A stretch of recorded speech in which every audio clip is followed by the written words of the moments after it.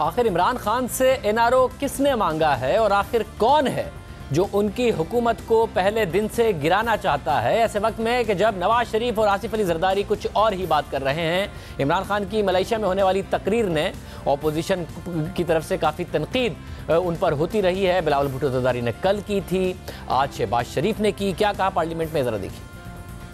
गुज़िश्ता रोज़ peoples party के chairman Bilawal Bhutto Zardari ने भी अपनी प्रेस कॉन्फ्रेंस में वज़ीर-ए-आज़म इमरान खान के गैर मुल्की दौरे में किए गए खिताब पर तनकीद की थी और कहा था कि वज़ीर-ए-आज़म इमरान खान बैरून मुल्क जाकर सियासी मुखालिफिन के खिलाफ बातें करते हैं, हालांकि उन्हें बैरून मुल्क में वफाक की नुमाइंदगी करनी चाहिए। बिलावल ने अपनी तकरीर में इमरान खान की खारजा पॉलिसी को भी तनकीद का निशाना बनाया और सिर्फ यही नहीं, बिलावल भुट्टो ने यह धमकी भी दी कि वो भी दुनिया को बता सकते हैं कि इमरान खान को किस तरह हुकूमत मिली है।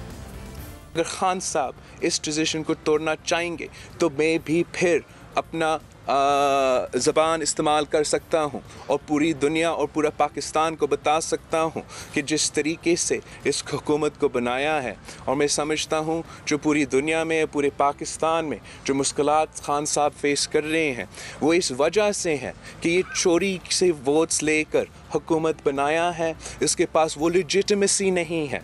शहबाज शरीफ, बिलावल भुट्टो जरदारी दोनों हुकूमत पर तनकीद कर रहे हैं। शहबाज शरीफ पहले ही नैब की तहवील में हैं। बिलावल भुट्टो जरदारी ने कल ये बात की थी। अब जाली अकाउंट्स केस के हवाले से खबर आ रही है, ज़राए बता रहे हैं कि JIT ने बिलावल भुट्टो जरदारी को भी तलब कर लिया है, मगर सवाल पैदा हो रहा है कि इमरान खान की हुकूमत को कौन गिराना चाहता है, कौन उनसे एनआरओ मांग रहा है, क्योंकि उन्होंने ये सारी बातें मलेशिया में पाकिस्तानी कम्युनिटी से खिताब करते हुए कही। बार बार इमरान खान क्यों कहते हैं मैं एनआरओ नहीं दूंगा, कौन उनसे एनआरओ मांग रहा है, जब केसेस नैब के पास हैं, केसेस अदालतों में हैं, या फिर अगर जो FIA तहकीकात कर रही है वो सुप्रीम कोर्ट के हुक्म पर कर रही है, और कौन उनकी हुकूमत गिराना चाहता है। जब नवाज शरीफ कह रहे हैं कि टाइम मिले, आसिफ जरदारी कह रहे हैं कि टाइम मिले, अंदर की बात जानते हैं। फवाद चौधरी साहब, वफाकी वज़ीर इत्तलात व नशरियात हमारे साथ मौजूद है। फवाद साहब बहुत शुक्रिया। साहब, नून लीग हो, पीपल्स पार्टी हो, वो दोनों कह रहे हैं कि जी हम नहीं चाहते, हम चाहते हैं हुकूमत खुद अपनी परफॉर्मेंस के बोझ तले गिरे, एक्सपोज हो, लोगों को नजर आए। खान साहब फिर भी कह रहे हैं ये गिराना चाहते हैं, एनआरओ चाहते हैं। खान साहब क्यों बार बार दोहरा रहे हैं ये बातें जब वो कह रहे हैं कि हम नहीं गिराना चाहते? नहीं, वो रेफ़र कर रहे थे फजलुर रहमान साहब के एक बयान को, जिसमें उन्होंने कहा था कि फौरी तौर के ऊपर तमाम अपोजिशन को इकट्ठा हो जाना चाहिए और मौजूदा हुकूमत को गिराने की सही करनी चाहिए, तो उसका वो कर रहे थे। ज़ाहिर है अपोजिशन का बस नहीं चल रहा, वरना गिराने में तो उनकी क्या कसर है। लेकिन मैं आपसे एग्री हूँ, कोई ऐसी बात नहीं है, ना ही इतनी ताकत है अपोजिशन में कि मौजूदा हुकूमत को कोई फ़र्क डाल सके। मतलब मौलाना फजलुर रहमान वाली बात ठीक कह रहे हैं, मगर आप अग्री तो कर रहे हैं, इमरान खान साहब इस बात से एग्री नहीं कर रहे। वो कह रहे हैं सब मिलके गिराना चाहते हैं। हालांकि जो मौलाना फजलुर रहमान चाहते थे उनकी APC में ना आसिफ अली जरदारी गए, ना नवाज शरीफ गए। नून लीग बारहा कह रही है कि हम नहीं चाहते दोबारा इस हुकूमत को इतनी जल्दी वो टाइम दें, ये बेहतर अंदाज में खुद अपने आप को एक्सपोज करे, टाइम ले। पीपल्स पार्टी भी ये कह रही है। तो फिर जब मौलाना फजलुर रहमान के साथ कोई खड़ा नहीं हुआ तो खान साहब क्यों कह रहे हैं कि सब मुझे गिराना चाहते हैं पहले दिन से? बस वो कहते हैं ना, अहले ज़ुबां कब मानते थे हफीज़, बड़े ज़ोरों से मनवाया गया हूँ। तो ज़ोर तो सबने अपना अपना लगा लिया है, ज़ोर तो अभी भी लगाएंगे, आगे भी लगाते रहेंगे। ये तो अब बड़े ज़ोरों से मनवाया जाता है, ये आपको मालूम है। और अभी तो जो प्राइम मिनिस्टर साहब का जिस तरीके से और पाकिस्तान तहरीक इंसाफ जिस तरीके से खड़ी है, इंशाअल्लाह ताला रोज़ बरोज़ मुश्किलात जो हैं वो अपोजिशन के लिए, तो नॉट इन टर्म्स ऑफ मैं कोई पर्सनल उसकी नहीं बात कर रहा, but in terms of politics तो उनके लिए और मुश्किलात बढ़ेंगी।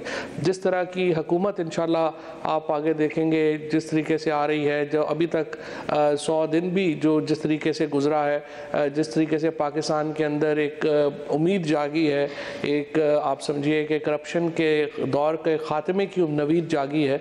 सो अपोजिशन के दिन तो मुश्किल नहीं है। मतलब उल्टा है, 100 दिन के ऊपर तो बहुत ज़्यादा तनकीद हो रही है, और जब 100 दिन पूरे हो जाएंगे उस दिन बुला के भी आपसे पूछ लेंगे कि क्या हुआ है। मगर ये एक बात ये बताइए कि आप इमरान खान साहब के बहुत करीब ख्याल किए जाते हैं, आपका बयानिया भी वही है जो खान साहब का है, जो लबो लहजा खान साहब इस्तेमाल करते हैं अपोजिशन के बारे में, आप भी वही लबो लहजा इस्तेमाल करते हैं, इसलिए बाकी वज़रा के मुकाबले में अपोजिशन को की तनकीद का निशाना भी सबसे ज़्यादा आप ही बनते हैं। तो ये एनआरओ मांग कौन रहा है खान साहब से? आपको बताया खान साहब ने, या तो केसेस नैब में है, खान साहब कहते हैं कि हमने नहीं बनाया, ना ही नैब पर हमारा असर रसूख है, या अदालतों में है। अगर FIA है तो वो अदालत ने FIA की जो JIT बनाई हुई है वो है, हालांकि अगर उनके मातहताती भी है तो वो सुप्रीम कोर्ट देख रही है। तो खान साहब से एनआरओ कौन मांग रहा है जब कुछ उनके अख्तियार में नहीं है? नहीं, एनआरओ तो खैर हुकूमत नहीं देना है ना, प्रोसिक्यूशन जो है उसका फैसला तो हुकूमत ही करती है। और यहाँ पर तो अगर आप पूरा जोर भी लगा ले तो भी मुकदमात को मंतकी इंजाम तक पहुँचाना एक बड़ा लंबा प्रोसेस है, बड़ी ताकत का प्रोसेस है। और अगर आपके पीछे गवर्नमेंट की विल ना हो तो किसी को यहाँ पे सज़ा तो दिलवाई ही नहीं जा सकती। सो जाहिर है कि इस वक्त अगर पाकिस्तान अपोजिशन के जो हमारे लीडरान कराम हैं उनमें और उनकी जो भारी रकूम है उसके दरमियान में कोई अगर कोई शख्स खड़ा है तो वो इमरान खान ही खड़े हैं। और इमरान खान अगर आज जो है वो अपना हाथ हौला कर लें तो जाहिर है कि उनकी मौजें लग जाएंगी, जो वो हाथ हौला करने को तैयार नहीं है। तो एनआरओ इसको कह लें, आप इसको डील कह लें, वो उसकी ऊपर जाहिर है कि उनकी कोशिश, उम्मीद और तमाम तर सही तो यही है। लेकिन जाहिर है प्राइम मिनिस्टर साहब के होते हुए ये काम मुश्किल है। मतलब आपने कहा प्रोसिक्यूशन तो बहरहाल हुकूमत ने ही स्ट्रॉन्ग करनी है। अगर हुकूमत अपना हाथ खींच ले, जब नवाज शरीफ के खिलाफ जीआईटी बनी तो हुकूमत में थे नवाज शरीफ साहब, जब नवाज शरीफ के खिलाफ केस हुआ तो वज़ीर आज़म थे नवाज शरीफ, जीआईटी बनवाई भी सुप्रीम कोर्ट ने, तहकीकात भी हुई, नवाज शरीफ डिस्क्वालीफाई भी हुए, उसके बाद नवाज शरीफ हट गए, नून लीग की हुकूमत रही, केसेस चलते रहे, सज़ा हो गई। इमरान खान की हुकूमत में आने के बाद तो इस्लामाबाद हाई कोर्ट का फैसला आया है जिसमें उनको ज़मानत मिली है और ये कहा गया इस्लामाबाद हाई कोर्ट की तरफ से कि बादी नज़र में फैसला दुरुस्त नहीं है, स्टैंड नहीं कर सकता। तो खान साहब कैसे बीच में खड़े हैं? ये सब कुछ तो उस वक्त हुआ जब नवाज शरीफ थे हुकूमत में। प्रोसिक्यूशन अगर हुकूमत ने करनी होती और उसके बगैर नहीं चल सकती। देखते हैं ना अभी ये जो पीछे भी आपके ख्याल में जो पैनामा का फ़ैसला आया या जो आपके ख्याल में ये इस्लामाबाद हाई कोर्ट के फैसले आए, उसके पीछे आपके ख्याल में कोई पॉलिटिकल स्ट्रगल नहीं थी? तो क्या ये सियासी दबाव का नतीजा है पैनामा का फैसला जो आया? कि अवाम उसके पीछे ना खड़े होते और इमरान खान की क़यादत उसके पीछे ना खड़ी होती तो कोई तसव्वुर भी कर सकता है कि पैनामा का फ़ैसला होता। ये तो सिर्फ इमरान खान की एक तवील जदोजहद है और मेरा ख्याल है कि उनको क्रेडिट ना देना तो ख़ुद तारीख़ के साथ जाती होगी। तो ज़ाहिर है तारीख़ डिटरमिन करेगी कि ये सारे के सारे मामलात क्या थे जब तारीख़ लिखी जाएगी। मगर साथ में बताइए कोई राब्ता, अंदर के आदमी है ना, आप करीब हैं खान साहब के, कोई एनआरओ के लिए किसी ने राब्ता किया हो, कोई बात की हो? बार बार क्यों दोहराते हैं? फिर नवाज शरीफ बार बार दोहरा रहे हैं कि भाई एनआरओ आपसे किसने मांगा है। शहबाज शरीफ बार बार दोहरा रहे हैं मगर खान साहब फिर भी कहे जा रहे हैं कि एनआरओ नहीं दूंगा। तो किसने मांगा एग्जैक्टली?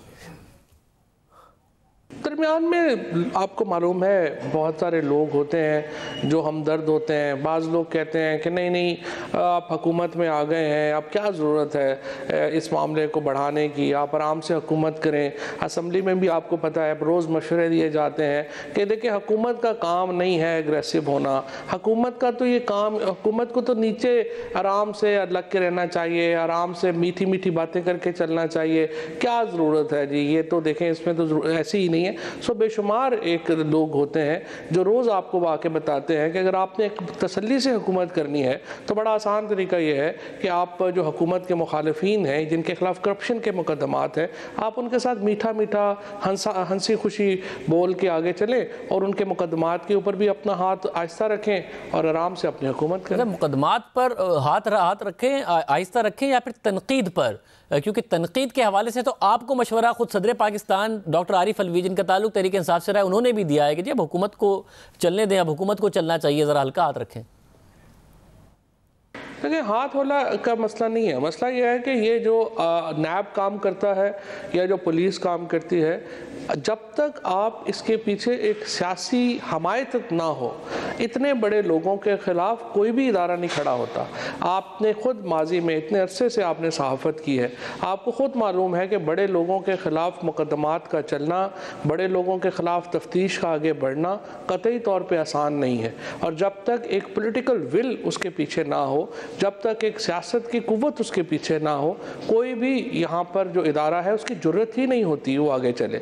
लिहाजा या तो ऐसा वक्त आएगा इंशाल्लाह 5 साल बाद कि हमारे इदारे इतने तगड़े होंगे कि उनको उस सियासी हमायत की ज़रूरत नहीं होगी, लेकिन आज ऐसा नहीं है। और अगर हम अपनी सियासी हमायत विड्रॉ कर लेंगे तो ये मामला यहीं पे रुक जाएंगे। मतलब ये बड़ी स्टेटमेंट आप दे रहे हैं क्योंकि नैब एक खुद मुख्तार इदारा है और आप कह रहे हैं पॉलिटिकल विल है और सियासी हिमायत है तभी ये इदारे चल सकते हैं, इनमें इतनी अदरवाइज़ ताकत नहीं है।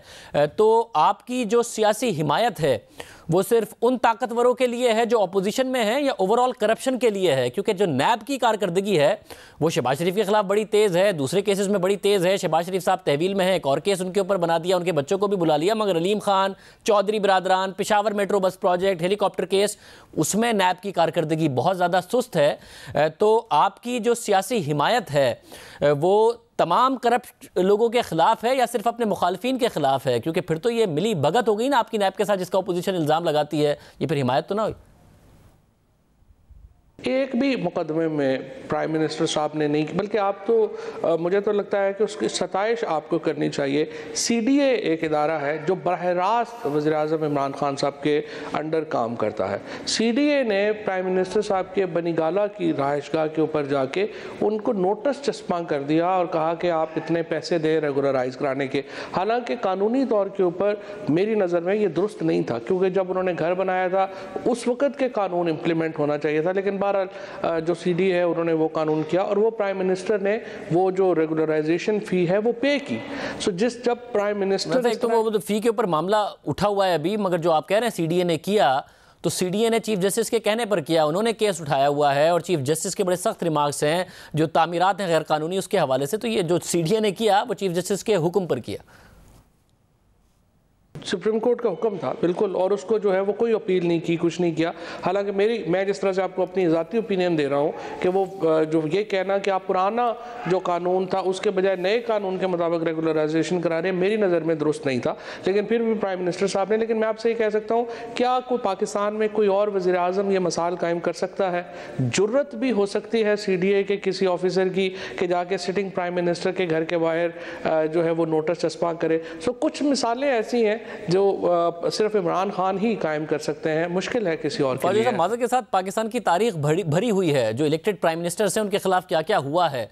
जुल्फ़िकार अली भुट्टो के खिलाफ, मोहतरमा बेनज़ीर भुट्टो के खिलाफ, फिर यूसुफ़ गिलानी वज़ीर आज़म थे, उनके बेटे के खिलाफ केस बन गया। नवाज शरीफ वज़ीर आज़म थे, वज़ीर आज़म होते हुए डिस्क्वालीफाई कर दिए गए। यूसुफ़ गिलानी डिस्क्वालीफाई कर दिए गए, तहकीकात उनके खिलाफ हुई, नवाज शरीफ अरेस्ट हुए, उनकी हुकूमत, ये सारे मामला होते रहे। इलेक्टेड प्राइम मिनिस्टर ने तो इस मुल्क की तारीख में भुगता है, बहुत ज़्यादा भुगता है। साथ में बताइएगा, नैब फिर ऐसी मिसाल कायम करता नजर आएगा कि आपकी अगर सपोर्ट है जिसके बगैर वो नहीं काम कर सकता, तो जो PTI के लोग हैं और जो उनसे मुंसलिक केसेस हैं उसमें भी वही तेजी दिखाते नजर आए और मिली भगत का तासुर ना उभरे। देखिए, नैब को हम नहीं रोक रहे, और मेरे ख्याल में नैब की कारकर्दगी उतनी अच्छी नहीं है जितनी होनी चाहिए। और कई बातों के ऊपर जब आप नैब के ऊपर तनकीद करते हैं तो दरअसल आप दुरुस्त कह रहे होते हैं। मिसाल के तौर के ऊपर जो सबसे बड़ा मसला है, इतने बड़े मुकदमात बनाए गए, हमने सिंध में देखा डॉक्टर आसिम हुसैन के ऊपर, बाकी लोगों के ऊपर, बाद में उन मुकदमात का पता ही नहीं चला कि वो किधर गए हैं। इसी तरह से अब भी ये जो रोज़ नया मुकदमा आ जाता है, मैंने पहले भी ये कहा है कि इसमें सबसे बड़ा प्रॉब्लम यह है कि ये ना हो कि लोगों को इतना ज़्यादा आप जो है वो कंफ्यूज कर दें कि असल मुकदमे गुम ही हो जाएं, और ये हो रहा है जो सही तरीका नहीं है। और कई बातों के ऊपर जो आपकी तनकीद है नैब के ऊपर वो बिल्कुल दुरुस्त और जायज़ है, लेकिन और इसी तरीके से जो PTI के लोगों के ऊपर अगर मुकदमे हैं, एक भी मुकदमे में हमने नहीं कहा कि आपने उनको गिरफ्तार करना है, आपने नहीं करना, आपने तफ्तीश रोकनी है, करनी है।